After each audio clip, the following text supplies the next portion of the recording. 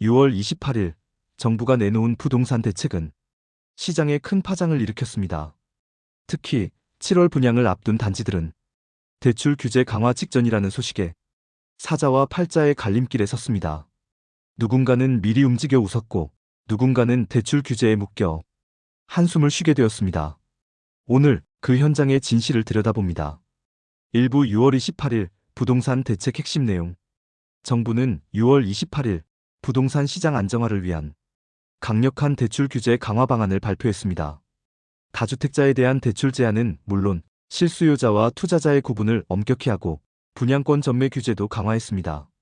특히 대출 심사 기준을 강화해 금융권의 대출 문턱이 높아졌습니다. 이 조치는 7월 분양 단지들에 직접적인 영향을 미쳤습니다. 2부 7월 분양 단지 규제 직전의 시장 열기. 7월 분양을 준비하던 건설사와 수요자들은 정부 발표 전까지 숨가쁘게 움직였습니다. 규제 시행 전 대출을 확보하기 위해 분양권을 미리 잡으려는 움직임이 시장을 달궜습니다. 분양 단지 주변은 주택 구매 희망자들의 발길로 붐볐고 중개업소도 분주했습니다. 때마침 낮아진 금리와 규제 직전의 사자세가 더해져 거래량과 가격이 상승했습니다. 3부 규제 발표 후 시장의 양면성 33만 500. 그러나 대출 규제가 본격화되면서 시장 분위기는 급반전했습니다. 대출이 막힌 투자자들은 분양권 구매를 포기하거나 전매를 서두르게 됐습니다. 반면 실수요자들은 더 신중해지면서 거래가 줄고 가격 조정도 시작됐습니다. 흐름 속에서 일부 단지는 투자 수요 급감에 따른 가격 하락 우려를 겪었습니다. 반면 규제 이전에 이미 계약을 마친 단지는 호황을 누렸습니다. 사부 규제의 목적과 효과에 대한 논란. 정부는 대출 규제를 통해 부동산 시장의 과열을 막고 투기 수요를 차단하려 했습니다. 그러나 현장에서는 규제 시점에 따라 희비가 엇갈린다는 비판이 나옵니다.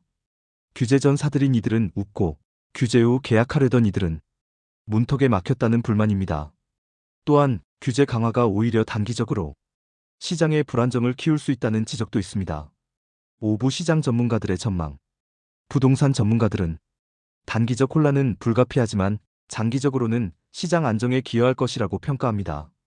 다만 규제 강화와 대출 제한이 실수요자의 내 집 마련에도 부정적 영향을 줄 수 있다는 우려도 존재합니다.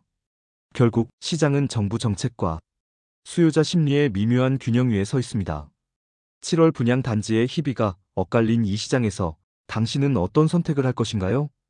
규제 전 미리 움직여야 할까요? 아니면 규제 이후 안정적인 시기를 기다려야 할까요? 답은 쉽지 않습니다. 하지만 오늘의 시장 현황을 정확히 아는 것이 그 첫걸음입니다. 사자와 팔자의 갈림길에 섰습니다. 대출 규제 강화 직전이라는 소식에 시장이 달궈졌습니다. 희비가 엇갈린 이 시장에서 당신은 어떤 선택을 할 것인가요?